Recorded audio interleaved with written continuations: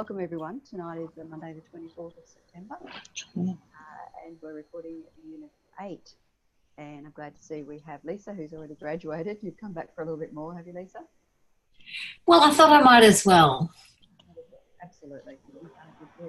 With your coach recording, it's all finished, and we're also signing you up, I think, for an associate with us for our coaching. Yes. So good to see you and lovely to keep in touch with you. So thank you. Decided to do, Angela and Dwayne, is at the end of the process, invite some people to be some associates with us, and hopefully we'll be able to advertise, where we will be advertising about the coaching packages. You'll see them on the website. We continue to need coaches to work on our behalf as an associate. So that's something for you to aim for if you'd like to be prepared to be involved with us further after the graduation. So, Angela, what have you been up to lately? I've just finished Module 7 and I did the 2 audios and submitted them today. So starting Module 8 hopefully, and yeah, that's where we're up to. So, and I had a question after tonight. What happens with the webinars? What do you cover? There's 2 more webinars to go this year, and haven't determined that yet. Should largely be determined by the students.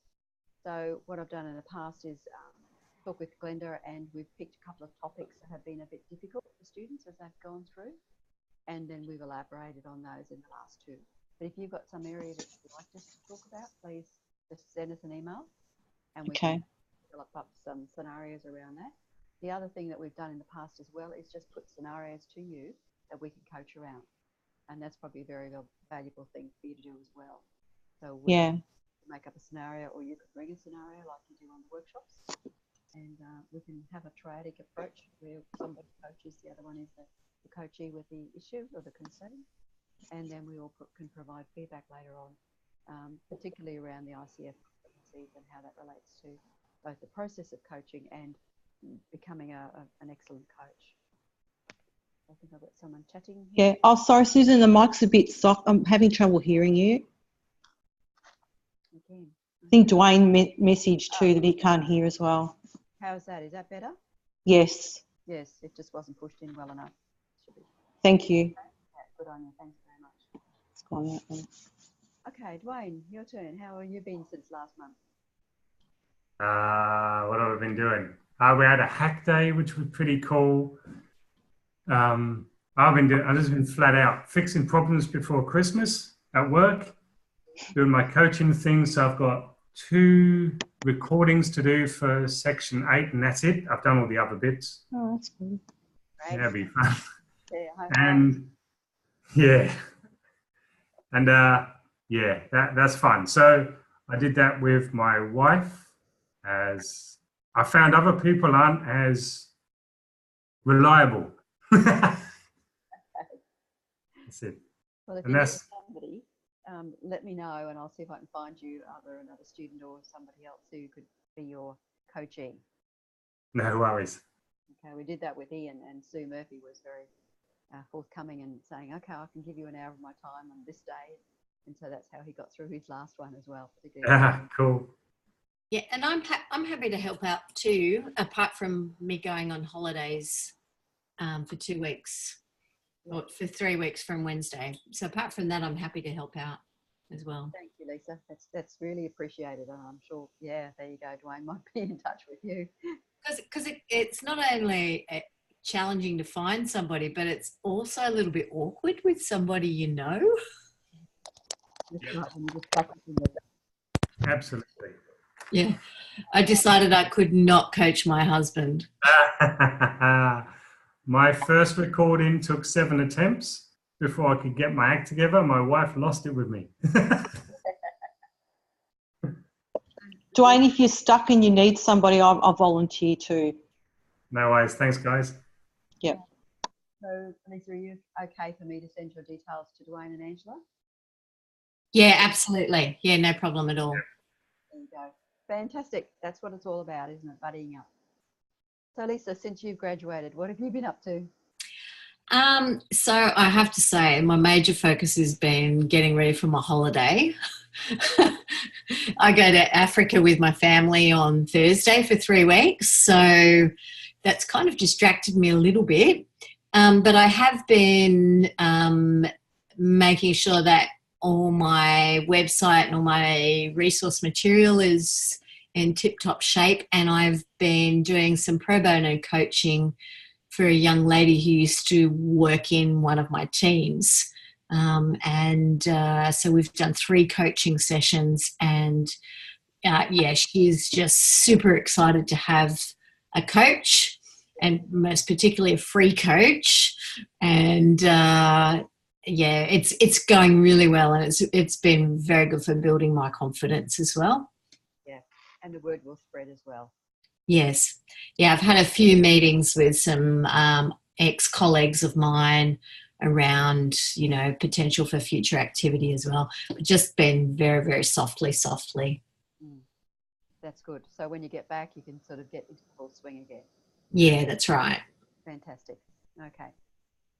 All right. So let's keep on going. Feel free to interact at any time, as we usually do. So our agenda for today is this focuses on Unit 8, which is very timely for both Angela and Dwayne, and how we combine the core competencies of coaching as well as the coaching process, and also what you do with the audio recordings. And we've got another tip for you in terms of they don't load properly, and the big recordings of how to send those through to us.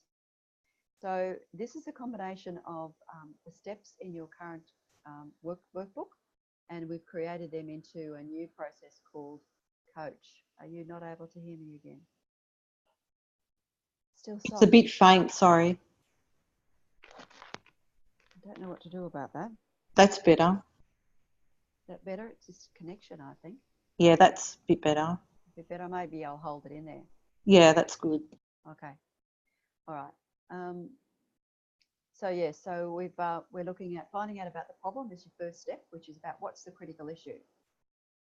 The critical issue could be that there's a problem to be resolved, or it could be that there's a goal that someone wants to be achieving. So whatever it is, you're going to take the first step, which is finding out about it. The second step is then creating that compelling future. So what are the opportunities that are coming the way of the client, whether it is resolving the problem, and so what are the opportunities there to turn that around, or to achieve the goal and take that forward. And then we're going in and looking at what are the goals according to SMART and the action planning. So there's actionable goals. We want goals that are really can be actioned, and we want a commitment to them. So that's all those 2 steps there. And then when we summarize and close, we're also going to look at how we hold the client accountable for the actions. And remember, it's a joint accountability. So they're the responsible party, but you and they are jointly accountable for getting the success for your client. Okay. Okay, so we know that before the session begins, we have to just take a few minutes and say, okay, as I did with you just then, what's been happening since we last met? And it could be that this will be your first coaching session. So you met with them at a cafe or somewhere perhaps, or in your office at work. Any thoughts that came to your mind, anything that happened? Did you take any actions as a result of what we talked about? So I'll share with you, I've got a client in Singapore, but she's very busy. She's really, really busy. I think I mentioned last time she's a lawyer. And she wasn't, she wanted to be coached, and her manager wanted to be coached, but she's so busy she's not making time for herself to be coached. So I actually sent her an email and said, hey, what about your personal development? Can we do some email coaching instead of phone coaching? Or in this case, it was using WhatsApp. And I still haven't heard back from her. So I don't know what else I can do to try and get her to come to the party and take some time for herself. So there's 2 things about clients. They have to be willing. They have to be a willing participant.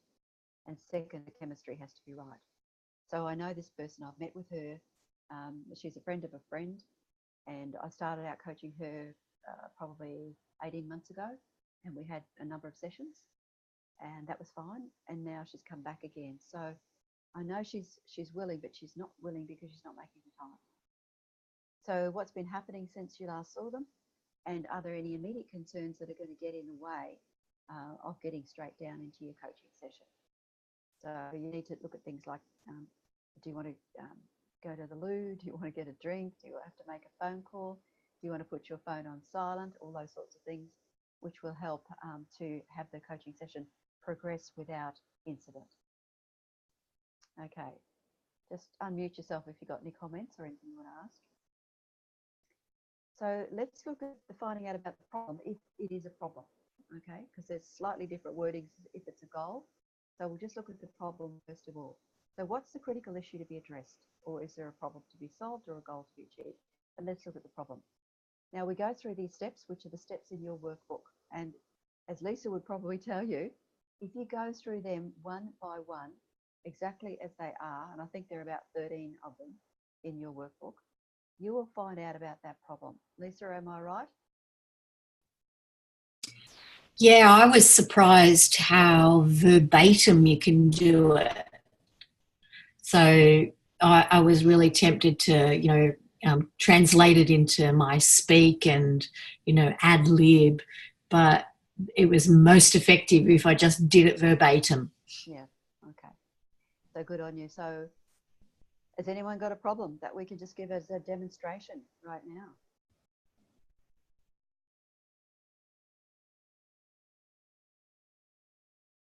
Okay, well, let me try and give you one. Well, let's look at my client. What exactly is the problem? Well, the problem for her is that she's got a span of control which is far too large. She's required to be the legal counsel for, I think, 10 countries in Southeast Asia. And so she's always putting out bushfires. And as soon as she puts a bushfire out, there's no time because the next bushfire is on her table. How often does it occur? Well, it's happening every day, every single day. And she's working long hours. When and where does it occur? Everywhere. On the phone, by email. Her bosses are on her back because she is so particular, being an ex-barrister from London. She knows exactly how much attention should be paid to every single thing that comes across her desk. And what the company is saying to her is, look, you've got to actually sort the wheat from the chaff. You've actually got to pick a few winners and pick a few that may come back to us, but we really need you to get them through. And that, of course, is against her grain. She's very particular with the advice that she gives, the legal advice that she gives, as you would all be with our expertise. But the company is asking her to really cut into her integrity in lots of ways. Does it affect all parts of your life or just some aspects? No, it's really just work is the issue, because at home it's fine. She's married, 3 kids. They're all going to a international school. They're quite happy. Husband's got a job there. That's fine. So when you summarise and state the problem, so if I say to her, let's say Mary Lou, problem to me seems to be that you are very particular in the advice that you give. You wanted to get it accurate and you want to take time about it. However, there's so much coming across your desk that it's impossible to keep up with. And also at times the organisation asks you to actually just take a cursory look at some items with the knowledge and full knowledge that some of it may come back to bite them. Is that how the situation is for you, Mary Lou? And she says yes. Okay, or she says, no, it's not quite right. So that's the first part. The second part is looking at who else is involved. Is anyone else involved in this? Well, her direct manager, her direct boss, whose name could be Kerry, let's say. Kerry's involved, and Kerry's concerned for me because of the hours I'm working and the fact that I really put my heart and soul into it, but I can never get on top of it. So how does Kerry help you or hinder you? Well, Kerry, she can field off the boss's boss and give me a bit of time on some things, but she can't do it on all. And so she's a good, she tries to, put up the barriers between me and the organisation and shield me, but she can't always do that. And sometimes I get hauled in front of the boss's boss. So what part of the situation are you responsible for? Well, I am responsible for all of the legal counsel for contracts for this company. And if the contracts go amiss, we can be sued. Okay, so let me just summarise what I've heard from you. So you're getting the drift of it? Yeah? And so then the third part is, Lisa, you want to say something? No, that's fine. So what have you done to resolve it? well, I'm working really long hours, but it doesn't seem to work. With what result? Nothing keeps coming across my table. What else could you do? Well, we've got some people who we just hired, but as soon as we hire them, they're all newbies and I've got to train them up. So is it worth my while to train them up and get them to do it, or should I just do it myself? And so it goes on. And the fourth one, how committed are you to resolving the problem? Well, pretty committed, because I'm just not spending the time at home. And when I'm home, I'm thinking about work problems, etc., etc. And of course, then the last thing is, after you summarize all that, you're asking, how do you feel? Lisa, you've got something happening behind you? Yeah, sorry, just a bit of noise. That's right. So once you've done that, and I suggest you follow it religiously and try it out and just see what happens, okay? Doesn't matter what the issue is. Dwayne, it'd be interesting to see if your wife can get a problem from work or something that you can just go through like that. That will take you about 10 minutes. Shouldn't take much more than that. So in a 50-minute session, 5 steps, that's the first step, okay? If you had a goal, it's slightly different, but I'll leave you to read all that because we're running out of time. So tell me more about the goal. What have you already done? Who else is involved? What could possibly get in the way of your achieving the goal, etc. So it's similar to that, just slightly different words. The next step is the compelling future. So what are the opportunities out there that can be generated once you resolve the problem or achieve the goal? So we'll just go through the problem this time again. So when the problem is resolved, what will be the best possible outcome for you? And you can put this in your own words, obviously. Lisa, did you summarize this in your own words, or did you pretty much go with the words there?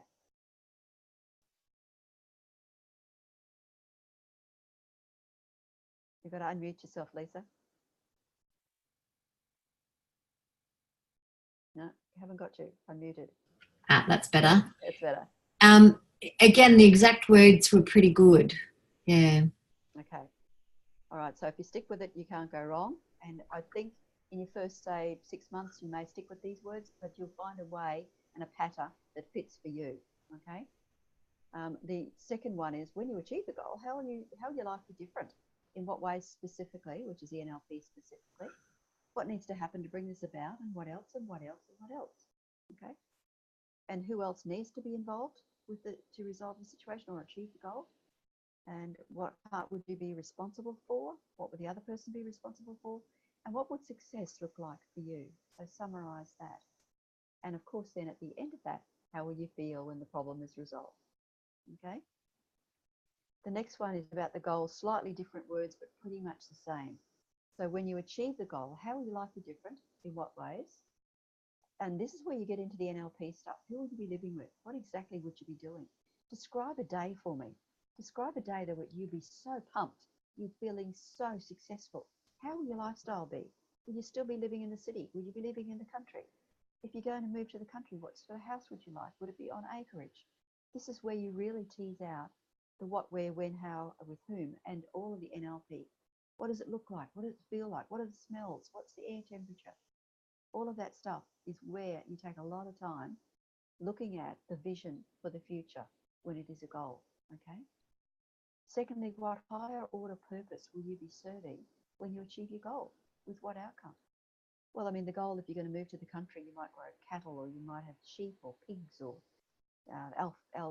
alpacas or something like that, you know? And you might then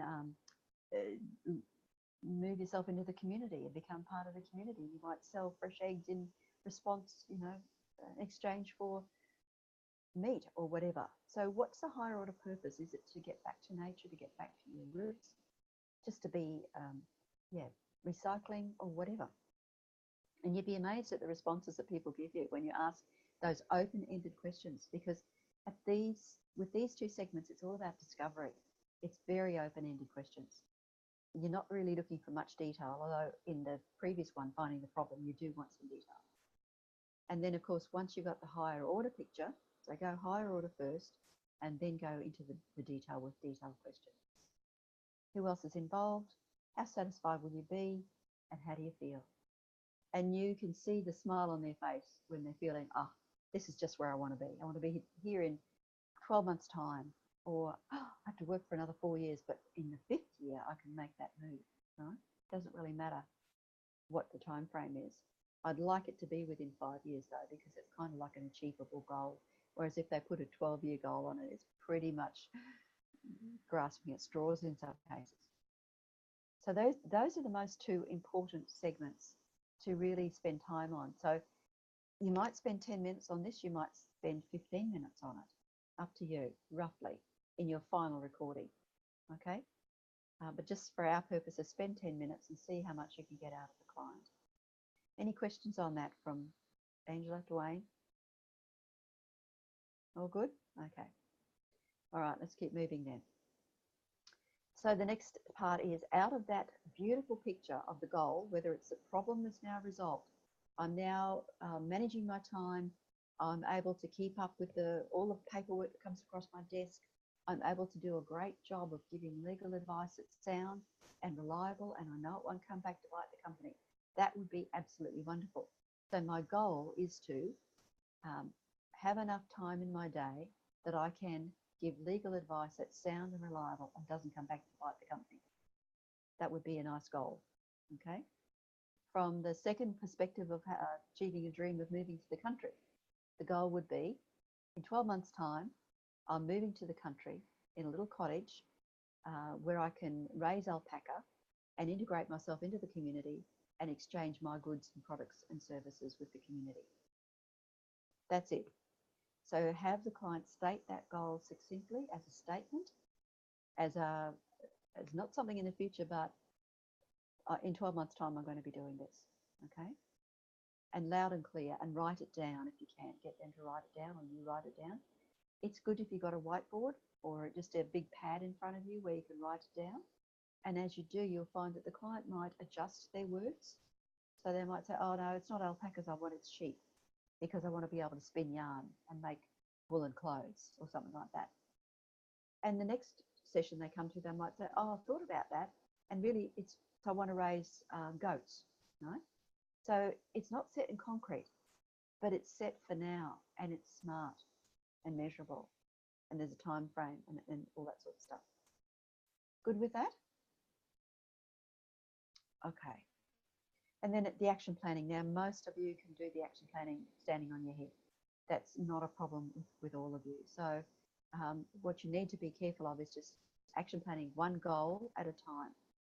So if it's a move to the country in 12 months' time, so what's the goal? Well, the goal is that I've got to wrap up my work in 12 months' time. That's the first goal. And I've got to train somebody up into my position so that I can leave and take that redundancy package or retire in 12 months' time. And I'll know that their business is secure because I've set it up with somebody to take my place. Okay? That's only one of the goals. The other goal is to do some research, find what part of the country I want to go to, do some more research, find the style of housing. Do I build it? Do I buy it? Whatever. So there's lots of goals usually in that compelling future. Just ask the client to choose one that they'd like to work on first. Okay, so you've got a list of them. So let's go back to here. You've got a list, and it might be, say, 5 goals. It might be 3 goals. It doesn't matter. Now, rather than you choosing one to work on, you ask the client to choose. So which one do you think we should start with first? And what they will do is they'll choose the one where they've got most energy. It could be the easiest, or it could be where they're most energized. And so the goal, you might think the easiest is to wrap up their business in the next 12 months. But for them, it might be to do some research on which part of the country they're going to go to, and what's the temperature there, and what's the best animal to raise. So whatever it is, it's important to them, is important to you as the coach. Stay with them, and you can always just note the others coming back to you next session, because you're probably going to take a whole session, a whole coaching session, to actually action plan with them and agree, what time frames, who's going to do it, who's involved. Short-term action planning for 12 months. If it's longer term, you can do the 5-year plan. But also who else is involved. So, I need to talk to my husband about this, or I need to talk to the children and see how far away from them, and will they come to visit us, that sort of thing.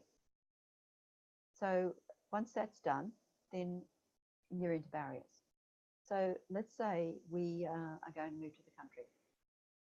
What have you tried already that has or hasn't worked? Have you tried living in the country before? Well, yes, we did when we were younger and the kids were younger, and it was very cozy and we really liked it. but we had to move away from my husband's work. Okay, so at least they know what they're in for potentially, and they might want to go back to that part of the countryside or not. What has gotten in the way in the past from having things exactly the way you wanted them to be? Well, because my husband's work, we had to go follow his work. And now we don't because he's now retiring. So that's out of the way. Are there any things that you need to do or address right now that are non-negotiable, that must happen? So, for example, if the client has a desire to be with, say, an hour of the kids who've now grown up and have grandkids possibly. So that's a determination that they need to put in. Okay, I need to get a country place that's within an hour driving from the kids. Okay, so that's a constraint. Now, if they're at all thinking about, I'll put it off for a while, you might ask them, where will you be in 3, 6, 12 months' time if you do not act on the goal or you do not act on resolving this problem? Now, it's easier with a problem because sometimes, there's more emotion around problems to be solved and there's an imperative to get it done quickly. With a goal, sometimes people can procrastinate a lot and say, oh, yeah, I'll just put it off for another year. Put it off for another year. However, when you ask this question, where will you be in 3, 6, 12 months' time if you do not act? They'll say, I'm still in the same place. I know I went to a marketing conference in Sydney a couple of years ago now. And I sat beside a chap who said, I came to this marketing conference 12 months ago and I haven't done a tap since then, so I've come back. So he was really 12 months ahead of himself. But if he'd only taken some actions, he wouldn't be still sitting there 12 months later. And he was a coach, and he was talking about how to market himself as a coach and get started on his business. So you just got to put it out there. Any questions about that? I just had a question about the action planning. When I did a session with the lady from work, she had a long-term goal, and through the discussion and coaching, we found that we had to go back and set some short-term goals for her in order to achieve that long-term goal. So what started off as the long-term goal, I had to unpackage it and pull her right back and said, before we get to Z, you've got to do A, B, C. So that evolved from that coaching session. Is that okay? Yeah, that's okay, because you go with where the client is going. If they go long-term, you go long-term. If they go short-term, you go short-term. But you did the right thing by trying to then say, well, let's bring this back now to the day-to-day and see what you can do. And, of course, you do the reverse. If they're just planning for 12 months and you want them to create a bigger future, you want them to go into 5 years, really, horizon, just say to them, like, okay, so that's great planning for the next 12 months. Is this something that you can see yourself doing for the next 5 years? Or do you think yourself, can you picture yourself being somewhere else or doing something else in a 5-year plan? So whichever way they start is the right way to go. And then as a coach, you will try and expand them into that own, their self-awareness, their discovery, their insight. That's your job as a coach. Yeah. You did well. Okay, thanks. Okay. Did you do barriers with her? Yes, we did. It was around time management. So, yeah, it was quite only one session, but we got a bit done actually. Well, look, Angela, that's the aim of every single coaching session, is to get something done, is to get some insight or get some actions and have them at the end of it say, which we'll go through to now, how committed are you? Did you do that with her? Yeah, and it was interesting because she rambled on and then I said, well, how will you do that? And then she looked at me and she said, oh, and there's like a light globe moment. She said, oh, I get it now. And she said, it was dog training, if I do 15 minutes a day, I can achieve whatever it was. I said, okay, good. So it was like the lights flashed and it came to her just in that moment, which was really good. That's right. And you don't know her circumstances. And if she thinks that 15 minutes of dog training a day is fantastic, it is. It is. Because you're not there with her. So her level of commitment, I would say if it's an 8, 9 or a 10. It was, yeah. Okay, then you go high fives. That's great, fantastic. You also ask the follow-up question, what would it take to get you to a 10? It was interesting. I was watching a movie called The Circle. I don't know if anyone's seen The Circle. I think it's a take-off on Google or Facebook, probably Facebook. And they were talking about the call centre operators who hound you with a survey at the end of when they've done something for you. And if you come back with like an 84%, they send it out again and they say, what do we do? What can we do better? Do we really get 84% or can we make it better than that? And they hound the client until they get, closer to 100%. And I was thinking, well, we're not going to hound people to get to the 10, but we're certainly going to encourage them to say, what would it take to get to a 10? And it might be something like, oh, look, I just need to clear my schedule for the next week, or I just need to get through this project that I'm doing now. And then the following week, I'm going to be at a 10, okay? So just ask that follow-up question with them. If they're in the 7s, 6s and 5s, they're probably lukewarm and you might be worrying about them, whether they're going to do anything. And so this is where the next step comes in when you're summarising, because you're not only going to summarise where you're going to, recap their vision or their goals or ask them to do that. So you can say to them, what is it we've covered? Okay. And the client would say, look, we've talked about 5 years from now, we're going to move to the country. And in the next 12 months, my husband's going to wrap up the business and hand it over to someone else or sell it or whatever. Get feedback on your coaching session. Did it achieve everything it was set to achieve? If not, was it successful? Did the client think it was successful? And if not, what else needs to be addressed? And of course, at that stage of the coaching, if they come up with something else, you haven't got time to deal with it then. So you're just going to say, well, can we just park that for now and put it into the next coaching session? And mostly, as long as you've listened to them, you've heard it, they will say, yes, that's fine. If you find that they haven't been successful or succeeded in what they wanted to get out of the session, well, there's a joint accountability there for why didn't they say so earlier? And you would ask them, is this something you could have brought up with me earlier that we could have then focused on going in a different direction? And this is also why you don't dictate, you don't direct unless you need to. It's a client-led agenda, and you only take the lead back when you think it's going off track. And you do that tentatively, asking a question like, is this where we were going before? Is this supposed to be what we're talking about now? So you're doing it with that ambiguity in your voice, just in case the client does want to change track and does find it important and has found it insight. So you don't want to shut them down. You want them to keep on discovering. Then your commitment to them is that summary of the coaching session within 24 hours. And that's just a quick overview of detailing what you've done with them and what has been achieved. It's a coaching session that can easily fall off the back of a truck, and it doesn't give away any privacy or anything confidential. For example, in an organisational setting, it would be quite bland, so that the client would be encouraged to take it to his manager or her manager and to debrief the manager if the manager wanted a debrief, using that one piece of paper that the manager could file away if necessary, but wouldn't really know the insights of what happened in the coaching session unless the client told the manager. So you're always pushing it back to the client to be the one to debrief the manager. As time goes by, you can get the client to actually do the summary sheet. And of course, you always encourage them to have a journal or a notebook with them, or even a proper coaching journal is always good, so that they keep it especially for the purpose of coaching. It's there to jot down their thoughts during a coaching session, after a coaching session, before the next coaching session. It's their private thoughts about what's going on for them. The only time I'd caution you about asking the client to do the summary is if there is an emotional issue that they're really grappling with and you can see that they're pretty much spaced out. Then you take on board to do the coaching session.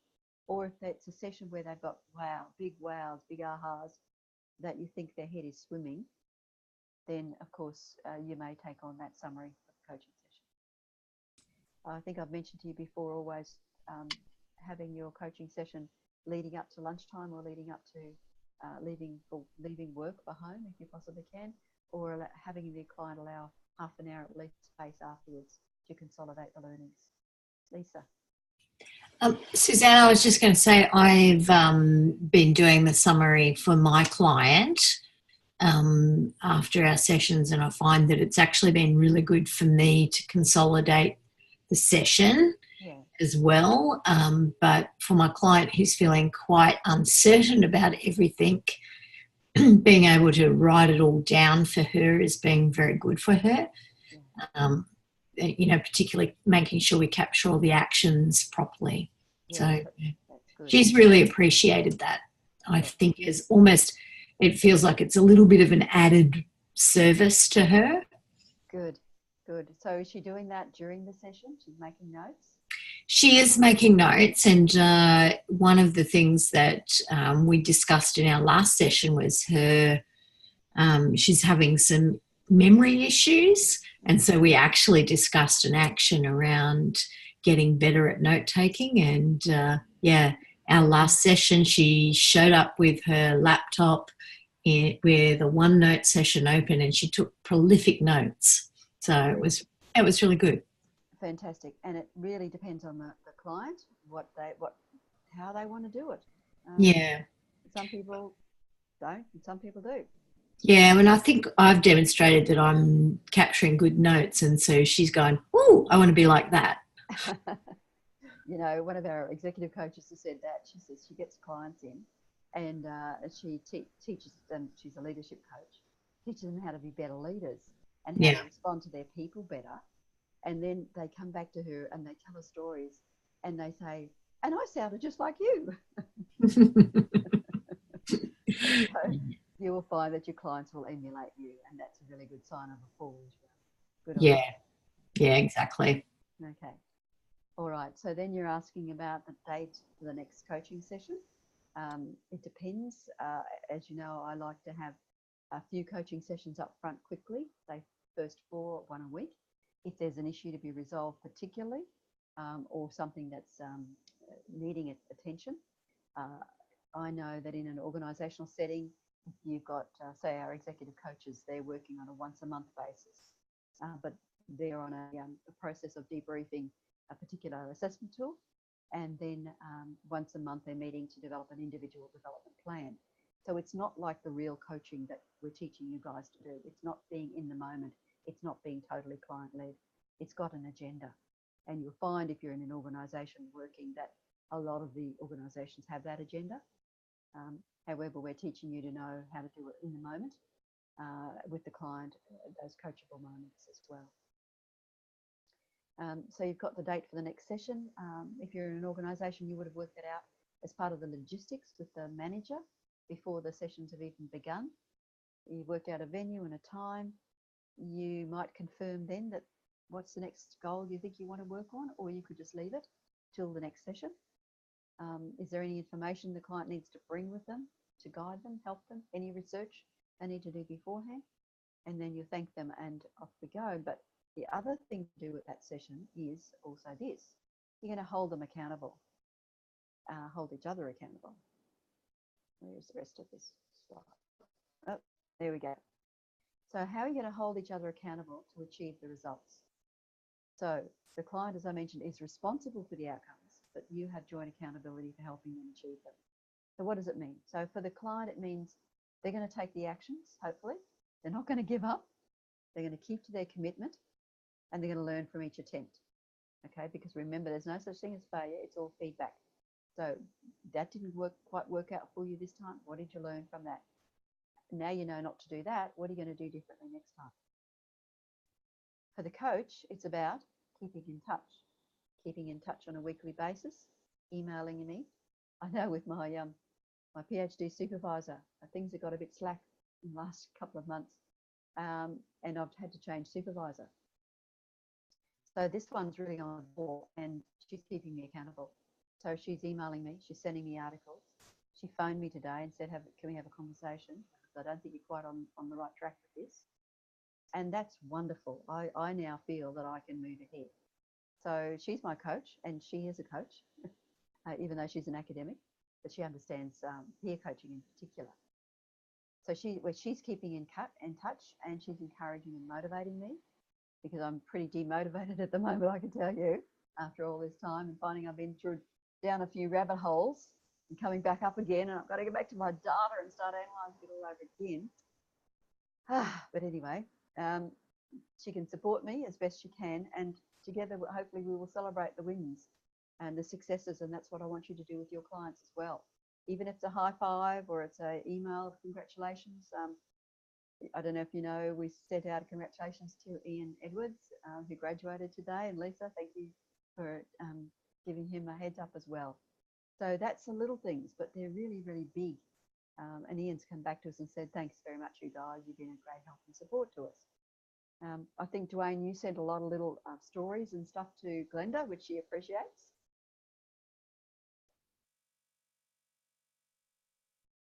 Sorry, my mic was off. Yeah, I rabbit on a bit, so I've got a lot of things I talk about. So Yeah, that's right. And a lot of good stories too, and lots to share. So you can start putting them up on the alumni page if you want to. okay. Yeah, one of our other graduates who's now coming on to the as an associate coach, he does health and weight loss. He lost 50 kilos in a year. So he's going to start putting some things up on our alumni as well, which might be interesting. I just have to entice him to work with us and get a process involved where we can put that out to other students who want to become health coaches. So celebrating those small wins. And of course, the overall thing is, was this session successful? That was the first thing. And if it wasn't, let's go back and have a look at what we could have done differently or what it was. And, you know, in the future, please, client, tell me if you don't think we're on the right track. I mean, you'll know, you'll see the look on their face, or you'll see them spacing out or whatever. So please pay attention to those non-verbals as well. And then ultimately, how does the client feel? How do you feel? How do you feel right now? And my lady, my legal in Singapore said, Suzanne, you just nailed it. You just know exactly how I feel. And it just cemented the whole relationship. And her boss was on the phone as well. But you just need to have that personal touch and to ask that question.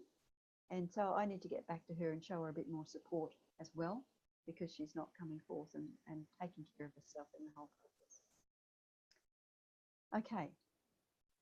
So what I'd encourage you to do when you're doing your coach recordings, and we're going to finish up on this in the next note, is to remember the ICF core competencies, because Lisa, we have to thank you very, very much. We've used Lisa's coach recording to send off to the ICF as part of our renewal process for our accreditation. And it was a great audio. We haven't heard back yet, but Marty Doyle has given it the tick as well, said it's really great. And so you won't probably do A, you'll do setting the foundations in that first meeting with the client. You'll be looking at ethical guidelines, professional standards, and establishing a coaching agreement. So when you get into Unit 8, you're, once again, you're doing B, C, and D all in the one session, in the 50-minute session. So you're co-creating the relationship, establishing that trust and intimacy with them, and you're remaining totally present with the client. You're communicating effectively by active listening, powerful questioning, and direct communication. And you're facilitating their learning and getting the outcomes they want by creating their awareness, helping them to get outside of what they currently know, designing. I always mix these two up. I think they do the goal setting first, and then the planning and designing actions next. I think it's always around the wrong way, but anyway, as long as you do it. And then, of course, this is a hold accountable, managing the process and accountability. As long as you cover those areas, you'll be fine from an ICF point of view. Now, some of you may not be going to get credentialing through ICF, and that's okay. But if you are, you need to make sure that this is very much front and centre, as well as holding to the coaching process, the 5-step process. Any questions on that before I do our last screen? Oh, good. Okay.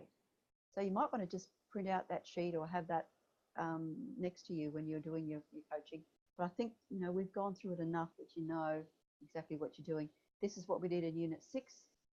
This is what we're doing in Unit 8, is that awareness, action, planning, goal setting. Okay, so you're going to have a series of audio recordings of Dwayne and Angela. So the first coaching segment, they're all 10 minutes, and then upload it for assessment. So in the first one, you're just going to review the outcomes of the first meeting and address any immediate concerns. Okay. So this is your assessment item, where on a second page, you're going to reflect on that session in terms of what went well and what you can improve on. and just add that as a Word document. So 2 pages. So there's a summary, first page, and then there's your reflection on it, the second page.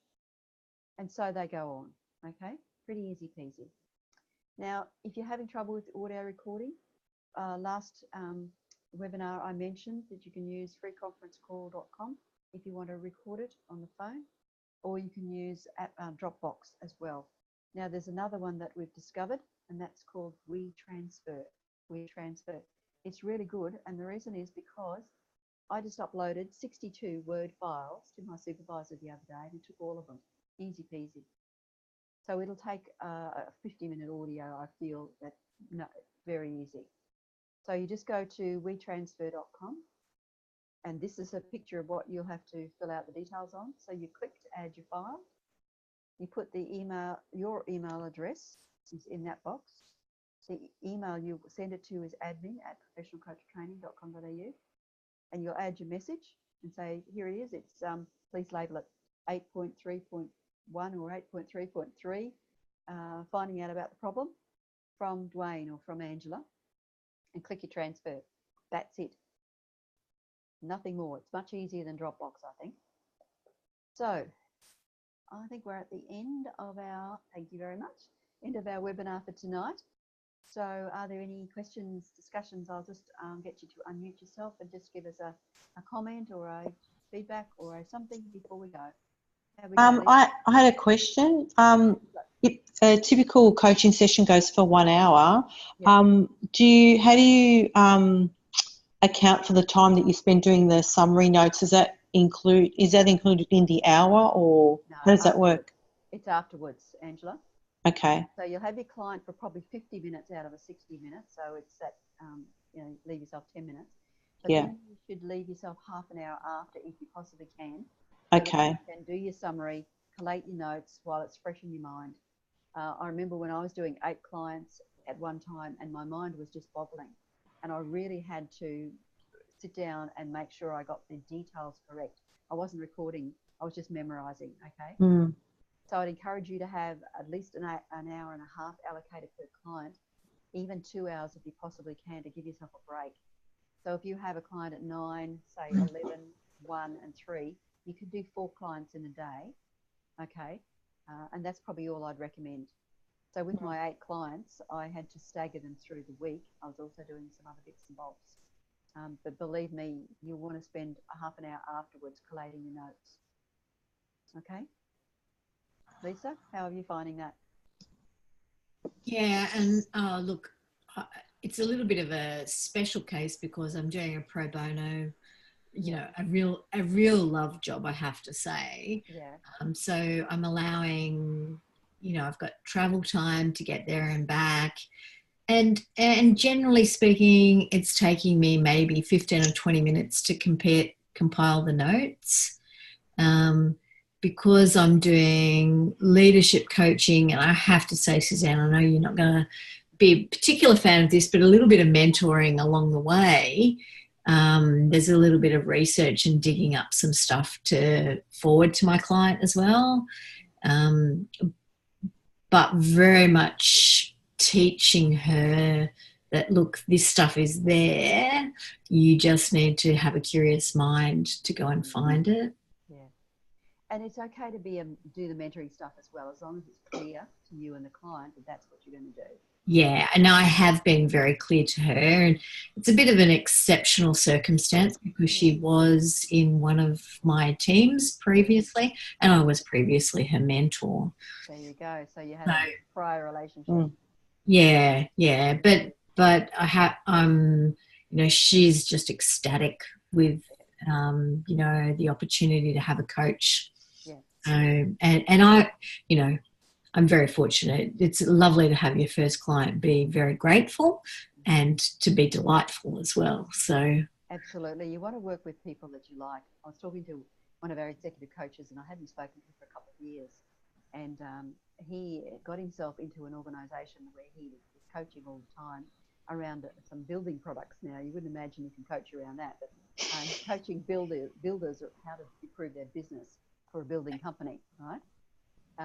But he's loving it all the time because he's He's doing what he likes best to do, even though he never even thought about it could be possible. Yeah. Well, and this young lady, as an example, I used to maybe spend half an hour with her a month as a mentor, and now I can throw whatever I like at it. Exactly. You've got the time.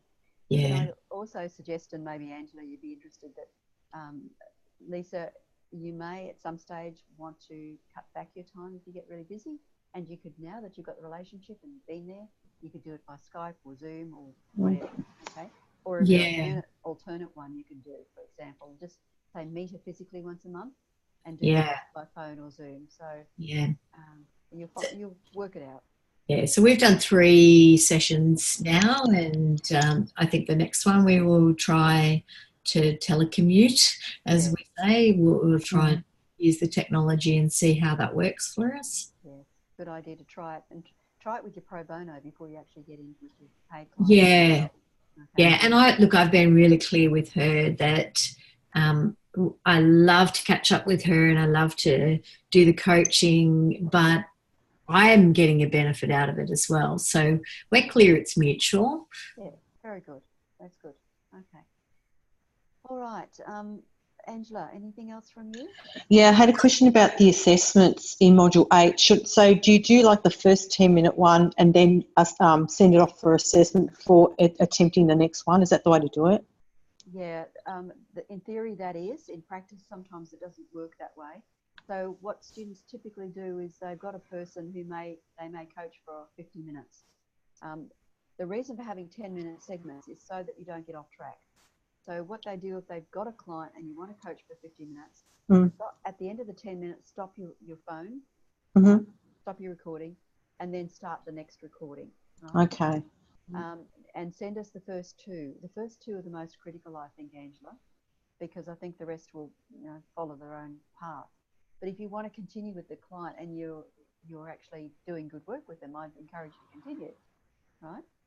And if you're going to continue and you want to record it, just stop it every 10 minutes. So after you've done the goal setting, stop it. After you've done the action planning, stop it. And so you've got your 10-minute segments straight away. All right. Okay. So suggest, one client a session, stop at 10 minutes, rather than do 10 minutes, send it off, get that person come again. That kind of is not continuous. It's no flow. No, and so you can do that, but we might say to you, look, Angela, you missed this bit, you've got to go back and do it again. So you might end up doing the recording 3 times. Okay? Yeah, that's okay. Yeah. But at least you're getting practice. Yeah. Right? You're getting lots and lots of practice. Well, it's feedback. I need, everyone needs feedback. So, and it's all new. So, I mean, I'm starting from scratch, so I'm fine with that. Exactly. Yeah. Okay. Thanks. Thank you. Dwayne, anything from you?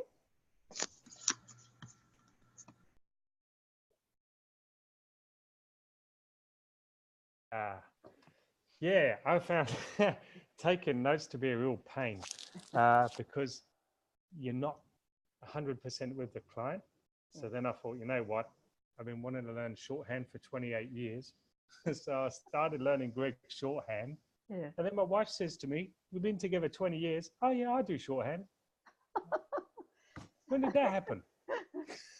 So there you go. There you go. I know when I first started my coaching, I'm a visual person, as you might have understood. My auditory just developed no end because I'm like you, Dwayne. I don't like taking notes. I just scribble a word or two. I scribble the important words, the key words, and I try to remember as much as I possibly can. And it's a skill, it's an art, and you can learn to listen much better and memorize much better. So what I'd encourage you to do is possibly record every session if you want to, be sure, and just take minimal notes. But so the notes you take are when you get to certain words that they're saying, certain phrases that they're saying, certain bits that you want to go back to later on that you haven't explored, or particularly when they have the goal, write that down and make sure you take time to do that with them. It's great if you've got a whiteboard and then you can write it up on the whiteboard and they can see it as well. Okay. Yeah. I do actually find that taking notes helps me listen better though. That for me personally, if I pick up on a really important point, I'll write a word or two down, and that's enough to trigger me when I go to record my notes. Yeah. But that looking for those keywords, those really important words, and then writing them down cements that was a really important point. Yeah. So if they say procrastination, write it down. Absolutely. If they say nutcase, write it down, you know. Yep. Then you come back and you use that word with them. If they say torrid times, you write those words and you come back and say, tell me a bit more about the torrid times. Yeah. They're the words you pick up on, and you come back to, what does torrid time mean to you? Because, I mean, a torrid time to me might be, you know, there's mayhem, there's cyclones, there's whatever, having lived in Darwin through cyclones. Or it could be that the torrid times for them are the kids are wagging school. You just don't know. You just don't know. Yeah. Yeah. No. And I picked up on that from the workshop, Suzanne, and I'm really looking for those words that evoke the emotion and. And they tell the client that you're on the same wavelength and you are listening. Yeah. You are listening to them. And for the first time in their life, you might be the only person who's listening to them and has picked up on those words. Yeah. And ask them, what does it mean to you? Okay. Angela, are you having fun there with your chair? I've got my cat there, so I'm he likes to sit on my laptop, so I'm moving around. But I tell you what, I've been listening to your recordings for life coaching in the student resources. Yes. And they were really interesting. That's good. That's good. So this year is a series from 1 to 8, which we've now completed the series 8. So that there's a record there for anyone coming along who can go and say, what's unit 1 about? What's unit 2 about? Oh, no, I meant the client recordings, Julia, Heather, and... Oh, those who was the third one? Julia, Heather, and someone else. Oh, yeah. I think Julia was very philosophical, wasn't she? She was the deep one. Heather was the one who was defensive. And then the first one, I can't remember her name, but they were really interesting, 3 really different clients. Yeah, thank you. I didn't know anyone listened to those anymore. I learnt a lot. Like I probably learnt more from that than a lot of other stuff. Okay. Yeah. Alrighty. Okay, well, we're going to wind up now, folks. I think next session, if I don't get any suggestions, what we might do is I'll talk with Glenda. We'll pick out a couple of key concepts that students are getting stuck on maybe, or we'll do a couple of coaching scenarios that we can go through together. How's that sound to you? Yeah. Good. Okay, good. All right. Lovely. Okay. Thanks very much for your participation tonight. Bye, Lisa. Bye. Yeah. Thanks, Suzanne. Thank you. See you later. Thanks. Bye for now. Bye. Bye.